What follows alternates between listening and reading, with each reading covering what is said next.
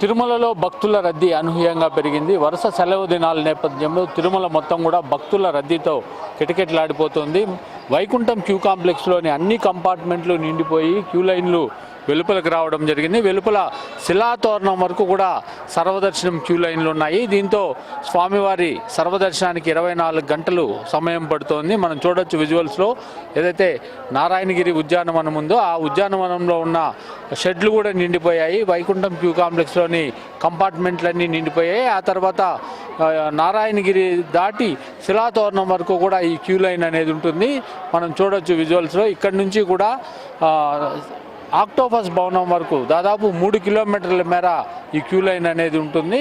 అయితే ఇక్కడ శిలాతోరణం వరకు ఈరోజు అయితే పరిస్థితి శిలాతోరణం వరకు క్యూ లైన్ ఉన్న పరిస్థితి అయితే కనబడుతుంది. మొత్తం మీద భక్తుల రద్దీ తిరుమలలో అనూహ్యంగా గత 2 రోజులుగా పెరిగింది.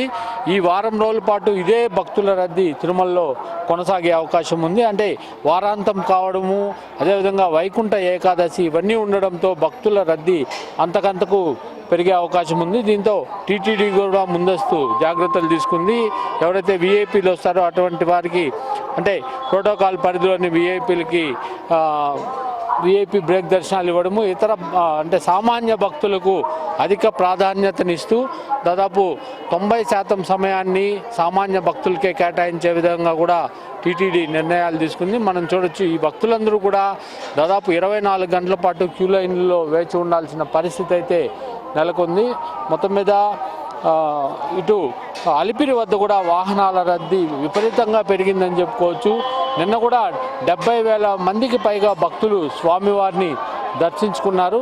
అదేవిధంగా అలిపిరి వద్ద ఏదైతే ఉందో అక్కడ 8 నుండి 10,000 వాహనాలు తిరుమలకి నిత్యం వస్తుండడంతో అక్కడ వాహనాల రద్దీతో అలిపిరి ప్రాంగణం అంతా రోజు కూడా కిటకిటలాడుతున్న పరిస్థితి మనం చూడొచ్చు. ఈ భక్తులైతే ఇప్పుడు కాసేపటి క్రితమే ఈ క్యూ లైన్ కూడా వదిలే పరిస్థితి. అంటే ఇక్కడ నుంచి వీళ్ళు నారాయణగిరి ఉద్యానవనంలో ఉన్న షెడ్యూల్లోకి వెళ్తారు.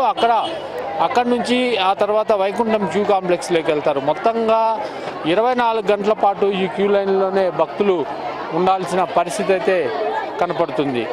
అంటే భక్తులకు ఎటువంటి ఇబ్బందులు లేకుండా కూడా ఇక్కడ క్యూ లైన్ల వద్దనే అన్నప్రసాదాలు కావచ్చు, మంచినీరు ఇవన్నీ కూడా ఇక్కడ ఉన్న శ్రీవారి సేవకులు అందజేస్తున్న పరిస్థితి కూడా చూడొచ్చు. అంటే భక్తులకు అంటే ఆహారం కావచ్చు ఇవన్నీ ఎటువంటి కొరత లేకుండా కూడా టీటీడీ జాగ్రత్తలు తీసుకుంటుంది. చూడొచ్చు మనం ఎక్కడికక్కడ క్యూ లైన్ల వద్దనే అన్నప్రసాదాలు పెట్టుకొని భక్తులకు పంపిణీ చేస్తుండడం కూడా చూడొచ్చు. అంటే సాంబార్ రైస్ కావచ్చు, పొంగల్, ఉప్మా ఇటువంటివన్నీ కూడా భక్తులకు అందజేస్తున్న పరిస్థితి అయితే మనకు కనపడుతుంది.